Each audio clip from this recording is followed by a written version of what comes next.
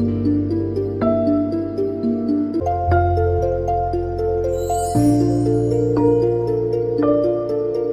mtazamaji wa Habari Maalum TV, karibu tena mara baada ya dakika chache tulizoenda kulipa bills, lakini pia kupata mapumziko mafupi. Tumerudi hapa tena na tumeungana na mgeni ambaye nilikwambia tutaungana naye mara baada ya kuhitimisha upande wa ukurasa wa magazeti. Aibu Shimba alikuwa yuko hapa kutujuza mengi yaliyojiri huko kwenye kurasa mbalimbali za magazeti ya kwetu hapa Tanzania. Wahariri wamesema nini?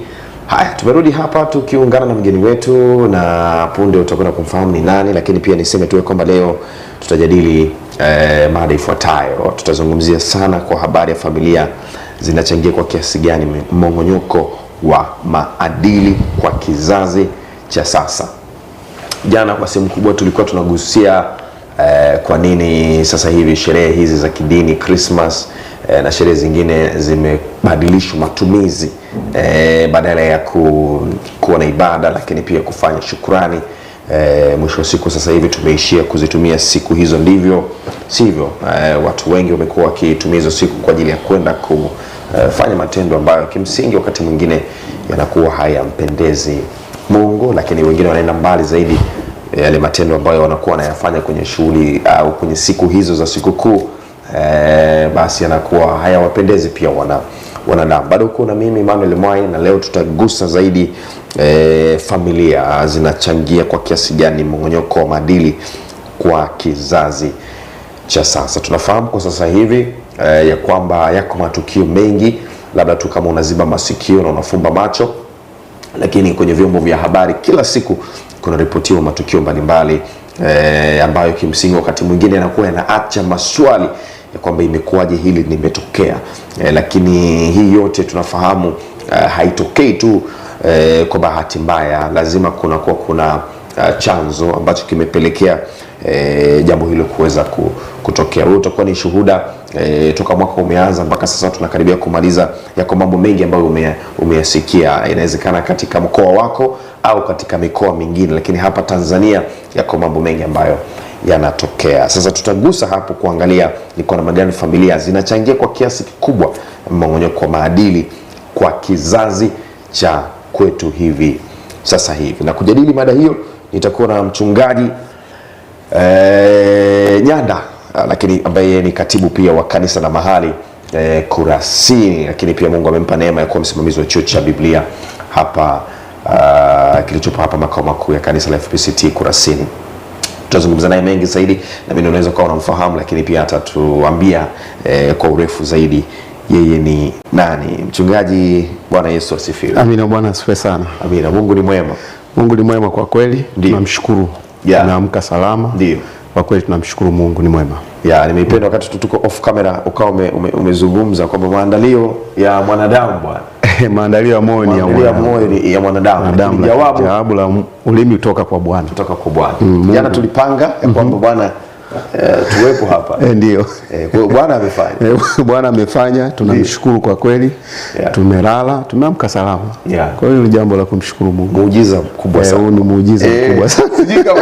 Watu wanasema kuna muujiza, kuna muujiza mwingine. Unaweza kawa umepona ndio watu wakatembea, lakini swala la kuamka asubuhi huo ni muujiza mkubwa. Kwa kweli ndugu mtangazaji, swala la kuamka, unajua unapokuwa umelala ni kama umekufa tu. Yaani kwa sababu hujui chochote kinachoendelea. Na unapoamka ndio muujiza wenyewe. Muujiza wenyewe kwamba umetoka katika sehemu ambayo uko hujitambui. Hujui nini kinaendelea.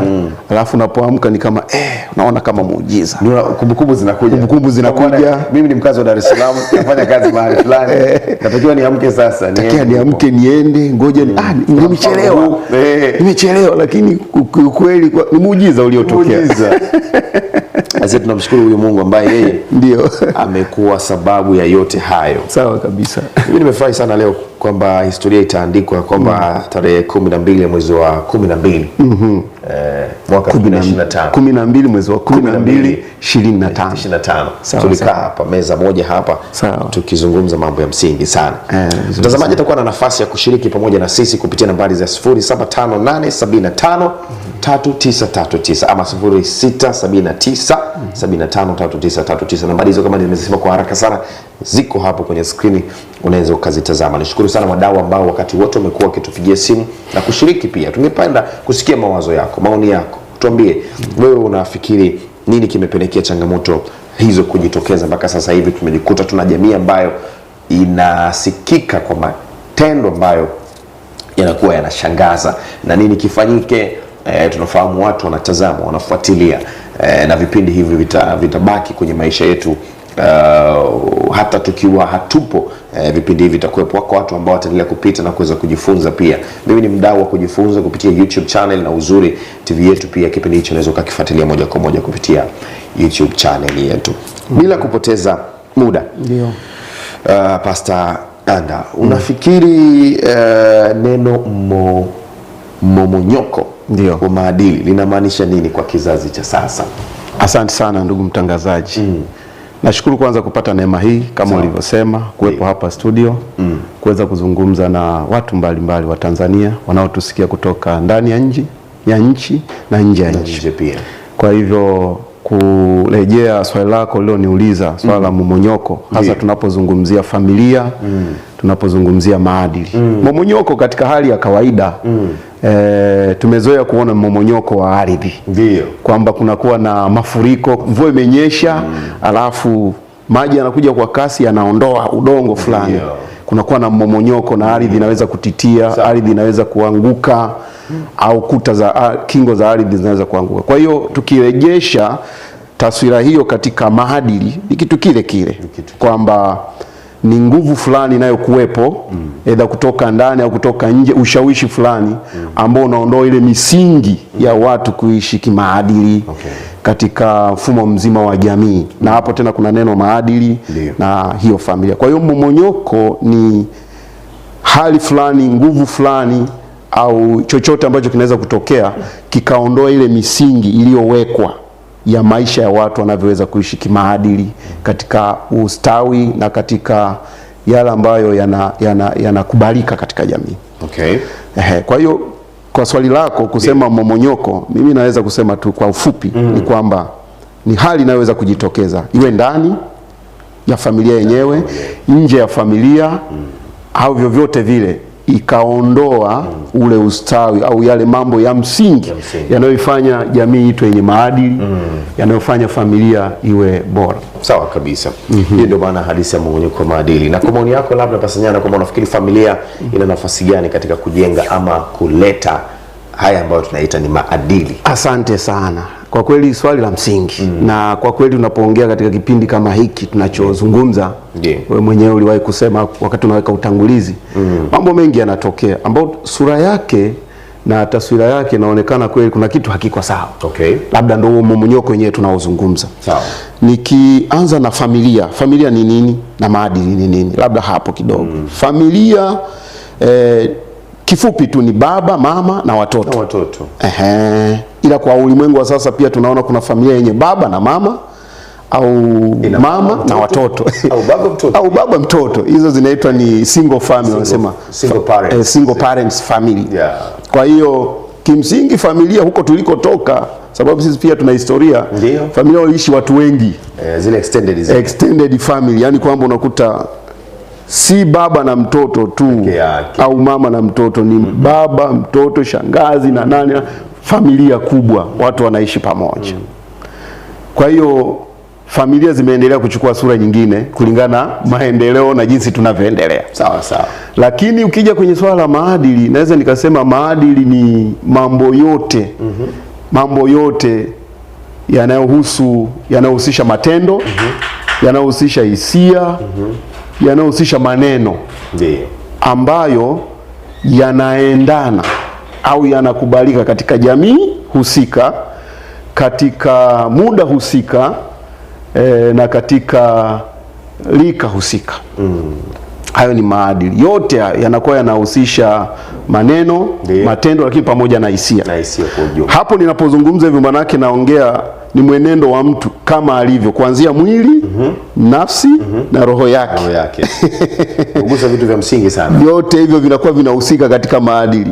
Mwili wa mtu ukoje, unaonekanaje, roho yake imejengwa katika misingi ipi, nafsi yake, akili yake inavyofanya kazi na maamuzi anayoweza kuyafanya. Ndio. Maadili ni swala kubwa sana. Na uhusu hayo mambo yote kwa pamoja. Tutaona kama muda utaturuhusu kuweza kuona namna ambavyo tunaweza tukagusa angalau maeneo machache na muhimu ili kujenga uelewa pia kwa mtazamaji wetu. Sawa kabisa. Lakini mfumo wa malezi ndio ya sasa hivi ndio inachangia vipi kupunguza au kupungua kwa maadili? Okay. Hasa kwa kwetu sisi vijana. Okay. Sawa, naweza kusema kwamba malezi yako kwenye familia. Kwa hiyo injini ya malezi ni familia kwanza. Na Wakristo tukisoma kwenye kitabu Wakristo, kuna kitabu cha Biblia kinasema kwamba mlee mtoto katika njia impasayo. Kwa hiyo jukumu la malezi, ndugu mtangazaji, kibiblia ni jukumu ambalo ni la mzazi ambalo anapewa na Mungu mwenyewe. Mlee mtoto. Kuna story moja ya Ibrahim alitembelewa na wageni. Sawa. Wakati huo tunasoma kitabu, alitembelewa na wageni na wakawa wanapanga kufanya jambo fulani. Okay. Sasa ile jambo wakafikiria wamwambie wasimwambie, lakini ukifuatilia inavyosema pale Mwanzo 18 na 19 inasema kwamba huyu bwana, kwa nini tumfiche hili jambo tunakwenda kulifanya huko Sodoma? Ndio. Ikiwa huyu bwana atawafundisha watoto wake, atawapa maadili, wajue hekima na hukumu na jinsi ya kuenenda. Unaona, Mungu anafuatilia malezi. Sawa. Kwa hiyo anajali sana. Unaona, Ibrahimu anaambiwa kwamba ni mtu ambaye anaweza kufanya hicho kitu, anaweza kulea. Kwa jukumu la malezi ni la mtoto. Kwa hiyo kuvunjika kwa malezi kunaanza na familia. Familia, nini kinatokea katika familia, ndugu mtangazaji? Familia labda kuvunjika, kusambaratika. Yaani baba na mama kushindwa kuishi pamoja. Huo unakuwa ni msingi. Watoto wanakosa mambo ya msingi toka kwa wazazi, ikiwemo jambo la msingi sana, upendo. Upendo wa mzazi ni muhimu sana. Okay. Mzazi anatakiwa kuwa na upendo kwa mtoto, lakini yatokea kama wazazi watakuwa pamoja. Kwa jambo la kukosa upendo linaanza kuleta maumivu katika moyo wa mtoto. Na mtoto anaanza kukosa yale mambo ya msingi ambayo tulikuwa tunasema katika maadili. Ndio. Kwa hiyo badala ya kulelewa, badala ya kuongozwa. Unajua mtoto hawezi kujiongoza. Siku zote hawezi kujiongoza. Ngumu. Anategemea maongozi, anategemea kupewa ile misingi sasa, kwamba kiroho tunaishi hivi, kama baba ana hiyo, mama na hiyo atamueleza. Kimwili unatakiwa uende hivi, maneno yako unatakiwa useme hivi, hata tabia yako inatakiwa iwe hivi. Ukikuta wazazi wako wanazungumza, wewe unatakiwa uwe hivi. Ukikuta wakubwa wako wanazungumza, unatakiwa uwe hivi. Ukikuta wenzako, mkiwa katika watoto wenzako, mcheza hivi. Sasa huo ni muongozo ambapo unajua mtoto kisaikolojia anapozaliwa anakuwa hajui vitu vingi. Vitu vyote anavyoweza kuvipata vizuri ni kutoka kwa wazazi. Kwa hiyo kile kitendo cha wazazi kusambaratika, mimi naona kinaweza kikachangia kwa sehemu kubwa. Yale maadili au ile misingi isiwepo. Sasa hiyo misingi isipokuwepo ni kigezo kimojawapo cha kuona maadili yanatokea yasiyofaa, yasiyopendeza, kwa sababu mtoto hawezi kujilea mwenyewe, lazima alelewe. Sasa hivi tumekuwa tuko busy sana. Tuko busy sana. Yaani jana nilikuwa na mchungaji hapa barabara akaniambia watu sasa hivi wanakimbizana na shilingi. Watu wanakimbizana na shilingi. Sasa mabadiliko ya kiuchumi, majukumu ya wazazi na kazi nyingi, unafikiri labda zimeathiri vipi au kwa kiasi gani malezi ya watu? Kabisa. Nashukuru sana kwa hiyo. Kwa kweli ubize upo, na nikiweka tu hapo neno kwamba kwa nini watu malezi yanashindikana? Ndio. Kuna sababu, kwanza kutojua, labda pengine, lakini kutokujali. Na kudhani kwamba malezi ni jukumu la atakalofanya mtu mwingine. Nakuja kwenye issue yako ya ubizi. Niwahi kuongea na mzazi mmoja anasema, bwana, mimi nafundisha pia watoto wanafunzi au watu mbalimbali kuhusiana na mambo hayo ya malezi. Sawa. Ambia, bwana, unajua mwalimu, sisi hatuna muda wa kulea. Au watu wa kale anathubutu. Au watu wa kale walikuwa na muda mwingi wa kukaa na watoto wao na kuwalea. Sasa sisi hivi hatuna muda. Angalia ratiba yangu mchungaji, ni ndefu. Mimi naamka asubuhi, takiwa nifanye hiki, sina muda na mtoto. Kaambia ni kweli. Ni kweli unachosema, lakini hiyo sababu haitoshi kukwepa au kutofanya wajibu wako. Ni kweli kwamba wazazi wako busy. Yeah. Tuko busy niseme hivi, na mimi nikiwa mmoja wapo kwa ujumla wake, siwezi kuondoka katika hiyo hali. Yeah. Lakini unajua Biblia inasema kwamba mzazi alipokuwa anapewa jukumu la kumlea mtoto, anaambiwa haya maneno yafunge, utayaandika katika mimo ya milango, utayanena kwa mwanao uketipo, ulalapo, uamkapo, tembeapo barabarani na kadhalika. Ndugu mtangazaji, swala la malezi katika ubize, nakubaliana ubize upo, ila halina excuse. Lakini halina excuse. Na unaweza ukalifanya wakati wowote. Ndio. Ukiwa na mtoto wako kwenye daladala, unaweza kuingiza vitu viwili vitatu. Ukitembea naye barabarani, ukipata muda huo mfupi tu, dakika 5 dakika 10 zinatosha kupanda kitu pale. Popote mtoto anavyofundishwa malezi, haina chumba cha darasa kwamba muda mwafaka, syllabus kwamba sasa ngoja nifundishe kila siku saa ngapi. Hapana. Kimsingi imetengenezwa katika staili ya wakati wowote unaweza kumshirikisha mtoto mambo mazuri. Unapokuwa naye jikoni pale, unapokuwa naye sebuleni, amesema hata ulalapo, yani unapokwenda kulala, kuna wazazi unaolala na watoto, unaweza kuingiza kitu pale kwamba mwanangu ni hivi na hivi na hivi. Kwa hiyo nakubaliana ubize upo, lakini pia style inatakiwa ibadilike. Tujaribu kuona namna gani na wakati gani, hata muda mfupi ilionao, ingize kitu kwa mtoto. Hilo ni la muhimu kwako mzazi. Hilo ni muhimu sana. Sawa, muda unakimbia, lakini niendelee kumkumbusha mtazamaji kwamba atakuwa na nafasi ya kuweza kushiriki, kutuma message ama arafa, ujumbe mfupi wa maandishi, kutoa maoni yake kuhusiana na hicho ambacho tunakijadili, kwamba ni familia zinachangia kwa kiasi gani kushuka ama mmomonyoko wa maadili kwa kizazi cha sasa. Nambari ni 075875 3939 ama 0679753939. Unaweza ukatumia ujumbe wako mfupi hapo maandishi, utuambie yepi ni maoni yako, nafikiri nini kifanyike basi ili kuondokana na hii changamoto ya maadili kumomonyoka. Bado niko na katibu wa kanisa la Mahari Kurasini, ambaye pia ni mchungaji pamoja na msimamizi wa chuo cha Biblia, Pastor Nyanda. Sasa tuje tuzungumzie, unafikiri labda nini kinaweza kutokea pale wazazi wanaposhindwa sasa kuwa karibu na watoto wao, hasa kihisia? Okay. Wazazi wanaposhindwa kuwa karibu na watoto wao, hasa kwa hiyo itaja kihisia, kuna mambo mengi yanaweza kutokea, lakini matokeo yake yanaweza siwe mazuri. Kwa sababu hisia ni kitu ambacho kinajengwa, na watoto pia wana hisia wanapokuwa wanaishi na wazazi, hasa yale yanayotokea nyumbani. Kwa hiyo yale yanajenga sana hisia zao. Yale yanayotokea nyumbani yanajenga sana hisia, hasa mahusiano ya baba na mama, jinsi wanavyoishi.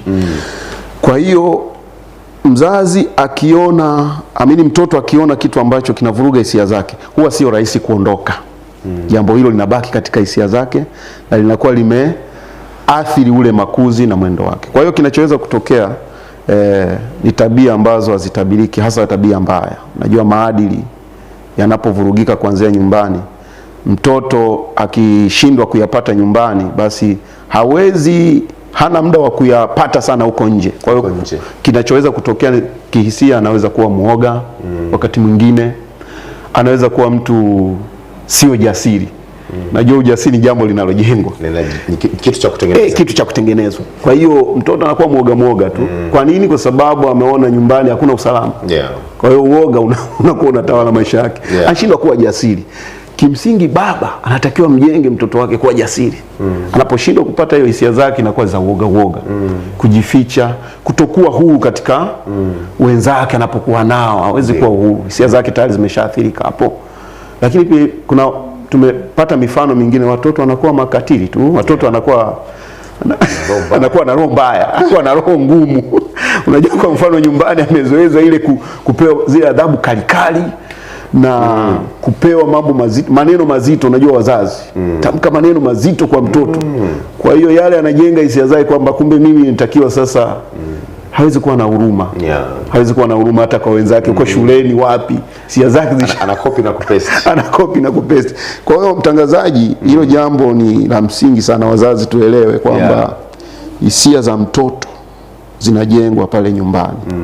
Yale tunayoyaona yanatendeka huko kwa watoto baadhi ambao kwa kweli si mazuri. Msingi wake tukiuchimba sana tunaweza tukakuta nyumbani katika malezi. Juzi hapa tulisikia kuna kisa kimoja hapo Dodoma, fikiri yule kijana alithubutu sijui ni kujinyonga kama sio. Kuna tukio lilitokea pale Dodoma juzi. Mambo kama hayo yanaibua maswali na hisia nyingi sana, mpaka mtoto kufikia hatua kijana mdogo tu kukatisha maisha yake. Sio jambo ambalo kimsingi tunapaswa kulichukulia kawaida. Hilo sio jambo dogo. Sasa wazazi unafikiri kwamba labda wanafahamu? Nataka tugusia angalau kidogo kwenye mambo ya mitandao ya kijamii. Ndio. Familia imefanikiwa vipi kudhibiti sasa athari za mitandao ya kijamii kwa watoto? Maana sasa tunaona kwa sehemu kubwa wanasema watoto wameenda huko, simu wanatumia, mitandao ya kijamii wanaitumia, na huko kuna kila kitu. Na wakati mwingine wanatumia hata bila usimamizi wa wazazi. Familia imefanikiwa vipi kudhibiti athari hizo? Niseme, nikirejea katika mwanzo wa mjadala wetu kwamba momonyoko ni nini? Ni nguvu ile, force fulani inayokuja na inaharibu ile misingi. Kwa kweli tukirudi katika swala la mitandao, kwanza niseme sasa hivi ni wakati wa teknolojia. Na mitandao kwa baadhi ya familia tunachukulia ni maendeleo. Sawa. Kwa hiyo mimi nikiwa na simu, sitaki mwanangu asiwe na simu. Kwani mwanangu asiwe na simu? Mimi naweza kununua simu. Kwanza Mungu amekupa uwezo wa kuwa na fedha. Natamani upatie mtoto wako simu ili aonekane pia na yeye ana mzazi ambaye ana uwezo. Mzazi yeye anaweza kumjali mwanangu ana simu. Kwa hiyo hayo ni maendeleo na ambayo sasa yanakuja katika sura hiyo. Lakini niseme teknolojia ina athari, kwa sababu teknolojia ni uwanja huru.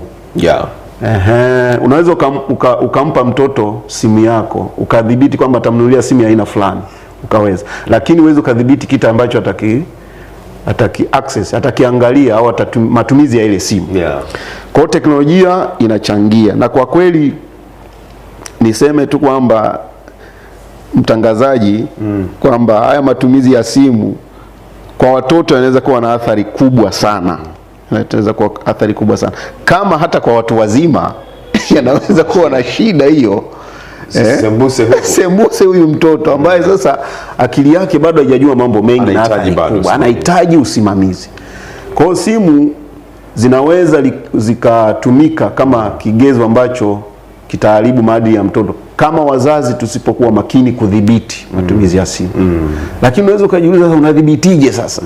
Unadhibitije? Ni ngumu.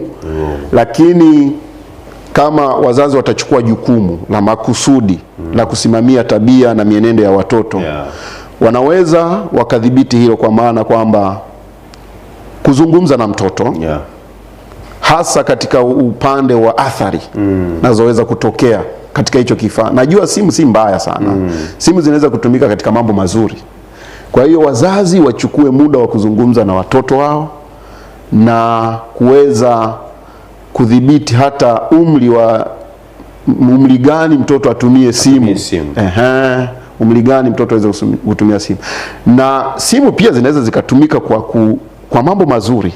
Mafunzo ndani ya simu. Kwa hiyo tunapozungumza mzazi kudhibiti ni kwa kuangalia program, kuangalia mambo ambayo mtoto anaweza akamfaa kwenye simu, kumwekea hayo. Ajue kwa upande chanya. Lakini kwa upande hasi adhibitiwe. Niwahi kuongea na mzazi mmoja mpaka ameweka funguo passwords kwenye simu katika maeneo fulani muhimu kwamba kule usifike, huku utaki kufika, huku wawe endelea.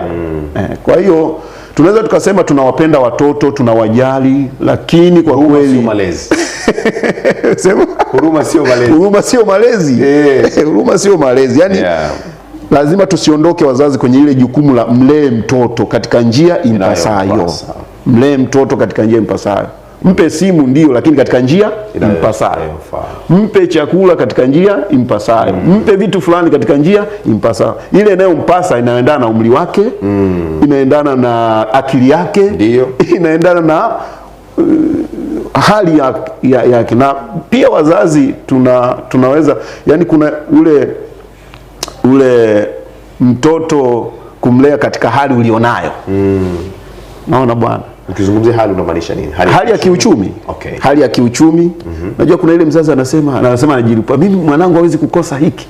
Lakini kimsingi si hali yake. Ila kwa sababu ya yale yanayoendelea ulimwenguni sasa kwamba mwanangu ataonekana yuko nyuma sana. Hapana, huyo mtoto ni wa kwako. Anatakiwa wewe ndio uimpati vitu vyako hapo. Umlee katika njia impasayo kadri wewe unavyoona inafaa kabisa. Kwa hiyo kuiga, hapo nilikuwa nazungumzia mambo ya kuiga. Sawa. Si sawa. Si sawa. Si sawa. Mtazamaji, naamini bado tuko pamoja na wewe popote pale unapotufuatilia, na bado tuna muda kidogo, na ningelitamani muda huu usiwe wa kwetu mimi pamoja na pasta hapa, pia ni ulete kwako. Mara baada ya kwenda mapumziko mafupi, tukirudi hapa nitakaribisha simu chache, lakini pia utatutumia ujumbe wako mfupi wa maandishi, lakini pia utusaidie kutuambia unafikiri nini kinaweza kufanyika. Ni yapi maoni yako, mawazo yako kuhusiana na swala hili? Familia ni kwa namna gani zimechangia kwa kiasi kubwa sana kushuka kwa maadili, kumonyoka kwa maadili, hasa kwa kizazi chetu cha hivi sasa. Mimi naitwa Emmanuel Mwai. Mara baada ya mapumziko mafupi tutarudi hapa tuendelee pamoja nasi na mjadala.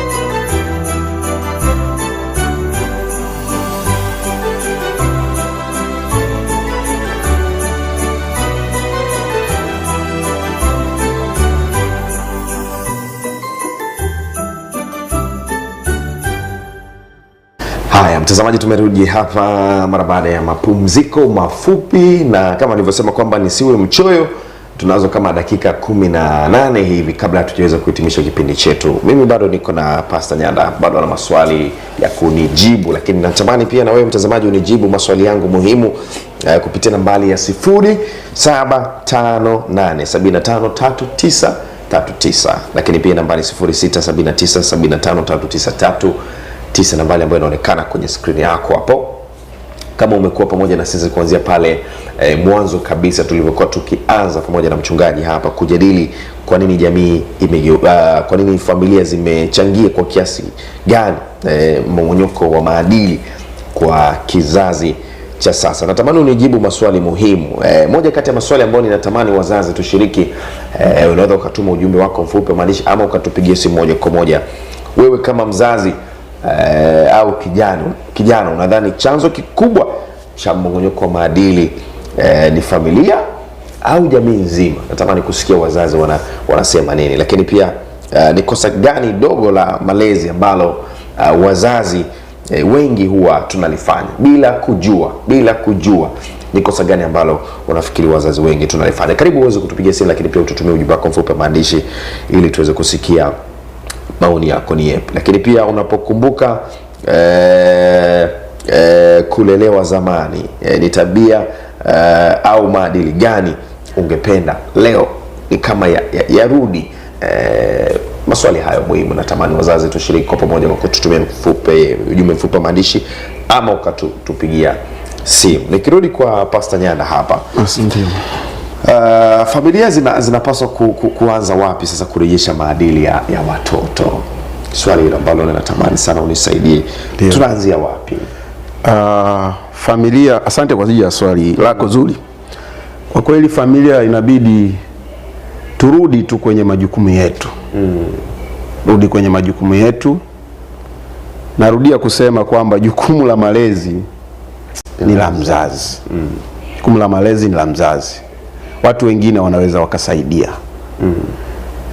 Na tunaweza tukakosea kufikiri kwamba jukumu la malezi ni la mtu mwingine. Lakini pia wazazi tunaweza tukaanzia wapi? Yale malezi sasa tuanze kuyafikiria upya kwamba tunafanya nini kwa watoto wetu. Sababu kuna ile dhana kwamba mimi natoa pesa ya chakula, ndio nakula, nanunua nguo. Hiyo ni sehemu ya malezi. Sio malezi kamili. Mzazi lazima umlee mtoto kimwili, kiroho, na kinafsi pia. Ile kukaa na watoto. Ndio. Mtoto anaweza kuwa anaumizwa na wenzake huko. Ndio. Au anaona jambo linamtatiza, lakini sasa anapata wapi sehemu ya kwenda kuzungumza changamoto hiyo? Kwa hiyo mzazi anatakiwa awe karibu na mtoto. Pamoja na huduma zingine zilizopo za upande mmoja wa malezi, lakini kukaa na mtoto. Wazazi tunaweza kuanzia hapo, kaa na watoto. Sawa. Fanya watoto kuwa rafiki zako. Ndio. Jadili nao, bwana hivi wewe una changamoto gani? Hivi unakutana na nini? Kuangalia mienendo yao, kwamba anaweza kuwa na mwenendo wake ukoje, kuna kitu gani ambacho hakiko sawa. Kwa wazazi turudi kwenye jukumu la msingi la malezi.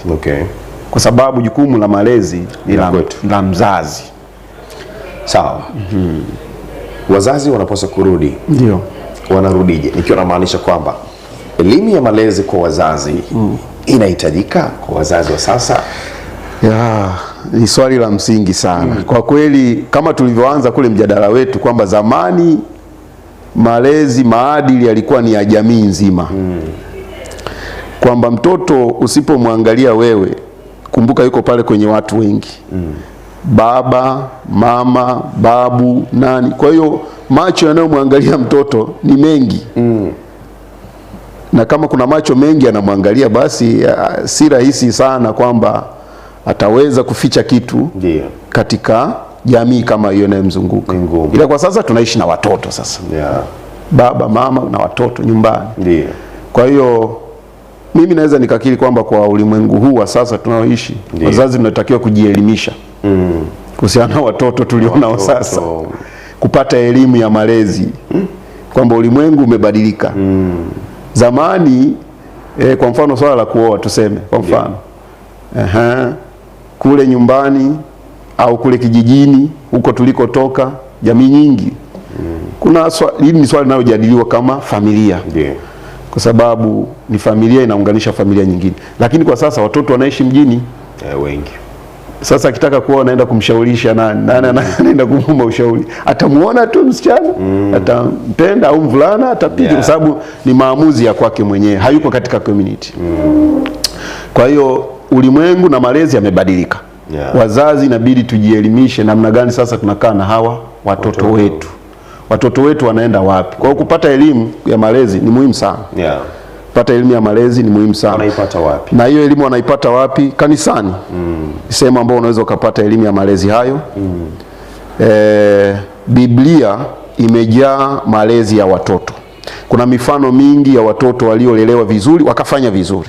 Kimsingi watu wote maarufu walioko katika Biblia walipata malezi bora. Lakini humo kwenye Biblia pia kuna mifano ya wazazi ambao hawakuchukua jukumu lao. Waliachilia tu. Unasema malezi holela. Mfano mzuri ni watoto wa Eli. Eli kuna kitu cha kujifunza. Kuna kitu cha kujifunza. Na ukiona maonyo yanayokuja kwa Eli, hata Mungu mwenyewe anasema huyu bwana hazingatii malezi ya watoto. Hawambii, hawakanyi. Kwa kuacha yale malezi ya kiholela, turudi kwenye Biblia, turudi kwenye maandiko matakatifu. Tuone kwamba jukumu hili tumepewa, na kwa kweli niseme hapa, nisiache kusema hili. Hilo la muhimu. Hilo ni la muhimu sana. Maadili mema tunayapata wapi? Ndio. Maadili mazuri tunayapata wapi? Kwenye neno la Mungu. Kwenye neno la Mungu. Neno la Mungu ndo lina maadili. Kwa nini neno la Mungu lina maadili mema? Kwa sababu neno la Mungu linamfahamu mtu jinsi alivyo. Neno la Mungu ndo linaweza kufunua nafsi ya mtu, moyo wa mtu. Unajua kinachomharibu mtu sio kile anachokula, sio kile kinachomuingia, ni kile kinachotoka. Sawa. Sasa kile kinachotoka ni mawazo mabaya, uchafu na nini. Sasa nani atashughulikia hicho kitu cha ndani? Ni neno la Mungu. Neno la Mungu likiingia ndani linashughulikia hata ndani ya moyo wa mtoto. Unajua mtoto anaweza kupokea neno la Mungu. Sahihi. Kabisa. Mimi nimeshuhudia. Na lile neno la Mungu lina nguvu lenyewe tu kama mbegu, likipandwa ndani ya mtoto. Likipandwa ndani ya mtoto litaota. Sawa. Na likiota litatoa matunda. Kwa hiyo wazazi, mimi nashauri sana kwamba turudi kwenye neno la Mungu.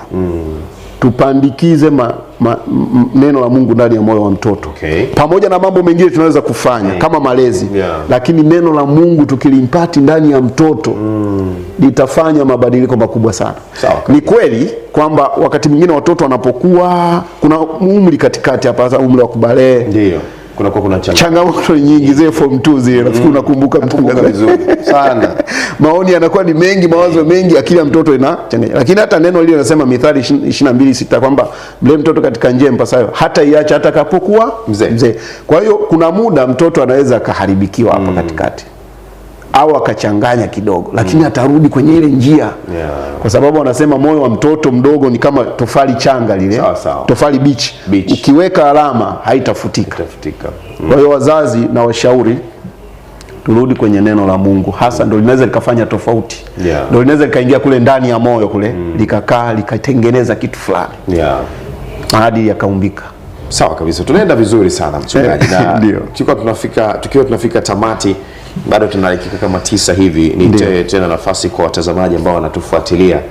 Ikiwa bado uko pamoja nasi unatufuatilia, nilitamani ushiriki pamoja nasi kwa kutumia ujumbe mfupi maandishi, lakini kutupigie simu utuambie wewe kama mzazi unadhani chanzo kikubwa cha mmomonyoko wa maadili ni familia au jamii nzima. Lakini pia utuambie ni kosa gani dogo ambalo la malezi ambalo wazazi wengi sisi tumekuwa tukilifanya, wakati mwingine tunafanya bila hata kujua. Lakini unavyokumbuka vile ulilelewa zamani, ni tabia au maadili gani ambayo ungependa leo tuweze kuendeleza au tuyarejelee? Tukiwa na malizia Pastor, umezungumzia swala la kanisa na hizi taasisi za kidini na shule, vina nafasi gani labda kusaidia jambo hili? Taasisi za kidini, shule zina nafasi kubwa sana kumjenga mtoto na kujenga malezi kwa ujumla. Kwa sababu wanasema mtoto ni wa jamii. Mtoto si wako peke yako. Kimsingi huwezi ukafanya mambo yote kwa mtoto peke yako. Peke yako huwezi. Kwa nini? Kwa sababu huna mtoto wakati wote. Unaye nyumbani, lakini anaenda shuleni. Anaenda kanisani. Nikizungumzia swala la kanisani, Jumapili wanaenda kanisani labda, au Jumamosi, au vyovyote vile. Watakutana na mwalimu. Mwalimu naye ana nafasi yake kuingiza kitu kwa mtoto. Chema ama kibaya. Wataenda shuleni, watakutana na walimu. Mwalimu ana nafasi yake, anamjenga kiakili sana. Hasa walimu wanashughulika na akili ya mtoto.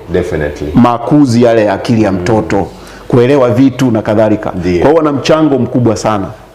Na unajua mtangazaji, wakati mwingine watoto wanawaamini sana walimu. Ndio. Kuliko hata au tusitumie kuliko. Tusitumie kuliko hata, kwa sababu tu ya kubakiza hiyo heshima ya mzazi. Kubakiza hiyo heshima ya mzazi. Yeah. Lakini kwa sababu pia walimu wamesoma saikolojia ya watoto. Unajua hapo ndio inakuja tofauti. Mzazi unaonekana unavyomkanya mtoto unatumia nguvu sana. Hauna mbinu zingine za kisaikolojia. Lakini yule mwalimu amesoma, anaelewa kule kujifunza. Kujifunza, anaelewa jinsi ya kumchota mtoto. Kwa hiyo anamwambia vitu. Mimi ni mwalimu by profession pia. Naelewa hivi vitu kwamba unapokaa na mtoto shuleni pale anaweza akakwambia vitu ndani sana. Ndio, lakini itategemea umemwingiaje. Itategemea umemchokonoa namna gani. Sasa hiyo saikolojia wazazi wengi wanakosa. Wazazi wanaikosa. Okay. Na wakiikosa hiyo sasa wanakosa kuingiza vitu fulani. Na wanakosa pia vitu fulani. Wanakosa vitu fulani. Kwa hiyo mimi nitumie fursa hii kuambia hata walimu, wasimamizi mbalimbali wa taasisi zetu waingize vitu vya msingi kwa watoto. Ndiyo. Na najua wanafanya kazi nzuri ya kusimamia malezi ya watoto huko. Sahi. Lakini wana nafasi kubwa pia ya kumjenga huyu mtoto wa Kitanzania, mtoto wa FPST tunayemtaka. Sawa. Mtoto ambaye anatakiwa katika jamii. Kwa sababu kwao kuna mlango uliofunguliwa. Ni kweli. Na unajua kama una nafasi unaweza kuitumia vizuri, ndio unaweza kuitumia vibaya. Kwa hiyo hizi taasisi na vina mchango na tukiutumia huo mchango vizuri tutapata jamii nzuri ya watoto wenye maadili. Kwa hiyo hilo lina nafasi kubwa. Na nikirudi pia hapo kwamba kwa mzazi kwa kweli hilo jukumu ni la kipekee sana. Yeah. Unajua kuna ile kasumba labda watoto wana walimu wa shule ya Jumapili watawafundisha shuleni. Watawafundisha bwana, wana mwalimu wao. Yeah, tashughulika nao. Tashughulika nao. Nikwambie mzazi, ni kweli atashughulika nao, lakini ana muda gani wa kukaa na mtoto? Ni muda mfupi sana. Yeah. Shule ya Jumapili ya masaa 2, masaa 1 lile haitatosha. Ni afadhali na hayuko peke yake mtoto wako. Na hayuko peke yake mtoto wako. Ni afadhali hata ni heri tu ungeshirikiana na mwalimu. Ndio. Hata akaweza kupa mambo ya kuyafanyia kazi unapokuwa nyumbani. Yeah. Kwamba bwana mtoto wako anaendelea vizuri darasani, darasa la shule ya Jumapili, lakini ukiwa nyumbani shughulika na mambo 1, 2, 3. Huo ushirikiano. Yeah. Unaweza kuleta kitu kizuri. Ni kweli. Badala ya kusema ana mwalimu wake shule ya Jumapili atamshughulikia. Shughulika mwenyewe bwana. Atashughulikia. Kuna mawasiliano. Mawasiliano takiwa yawepo kati ya mwalimu wa shuleni na wewe mzazi nyumbani. Nini unakifanya kwa mtoto wako? Kwa sababu kuna taarifa unaweza kuzipata. Kuna taarifa pia unaweza kuzipata. Huu ndio ufuatilie. Hayo ndio malezi. Malezi ndugu mtangazaji. Ndio maana hata unapofikiria kuwa na watoto wengi, inabidi ufikirie pia malezi ni mkubwa huo. Manake mimi nafikiri jambo zuri. Mungu akikupa baraka ya watoto, wale watoto wawe pia kielelezo.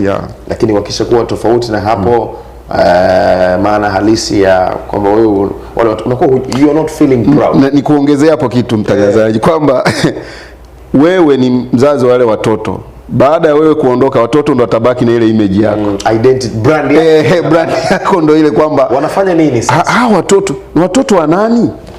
Watoto wa fulani. Itategemea wanafanya. Kwa hiyo nafikiri wazazi tujisikie vizuri na tuone kabisa kwamba baada ya sisi watakuja watoto wetu. Ndiyo. Kwa kweli kuna misemo ipo mtaani kwamba mtu akiwa ni mvuvi kwa nchi za wenzetu au kwa maeneo fulani, basi utakuta watoto wake pia watatamani kuwa uvuvi. Naona mtazamaji wetu alikuwa anatupigia simu hapo, lakini naona muda wetu pia na sisi unatukimbia. I say, Pastor, mimi nikushukuru sana. Tumekuwa na muda mzuri wa kuzungumza mambo mengi sana na kwa sababu tu ya muda. Ndio. Na nafikiri pia Mungu alikusudia wewe uwepo hapa kwa sababu hivi viatu vilikuwa vinakutosha wewe mwenyewe. Sijajua ni kwa nini Mungu alikusudia hilo, lakini naamini yeye alikuwa anajua kwa nini uwepo hapa leo. Na yapo mambo mengi mazuri ambayo tumejadili kwa pamoja. Asante sana kwa simu yako mtazamaji ambaye ulikuwa umejaribu kutupigia. Ninaamini ulikuwa na nafasi ya kuweza kushiriki hapo na kutuambia yepi alikuwa ni maoni yako kuhusiana na jambo hili ambalo tulikuwa tukilijadili kwa pamoja, kuhusiana na familia zile zinachangia kwa kiasi gani mmomonyoko wa maadili kwa kizazi cha sasa. Kwa dakika moja labda mbili, basi nenda labda uzungumze na wazazi pamoja na jamii kwa ujumla kuhusiana na hili swala na hali halisi ilivyo kwenye jamii. Asante sana. Ndugu wazazi wale mnaotusikia kutoka majumbani na sehemu zingine zote, swala la malezi ni kweli katika karne hii tunayoishi na changamoto.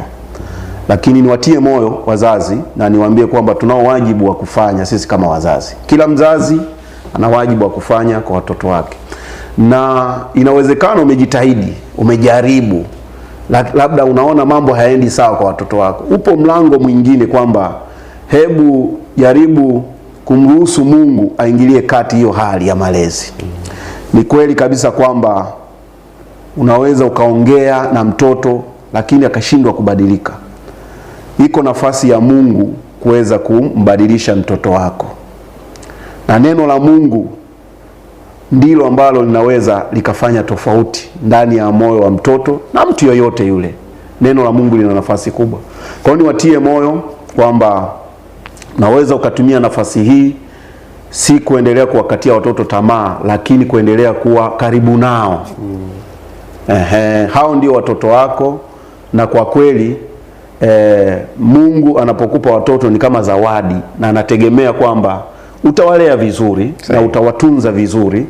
Kwa hiyo shughulika na watoto, na jamii yote kwa ujumla, walimu, taasisi za dini na mashuleni na popote ambapo wanahusika na watoto, tunategemea kwamba mna nafasi kubwa ya kusababisha maadili mazuri katika jamii, kwa sababu watoto hao ni mbegu changa, ni shamba zuri ambalo linaweza likapandwa mbegu nzuri. Tukipanda mbegu nzuri kwa watoto, tutakuwa na taifa na watu ambao kwa kweli wana maadili. Tuwekeze kwa watoto. Tuwekeze vitu vizuri kwa watoto, tuwekeze mambo mema kwa watoto.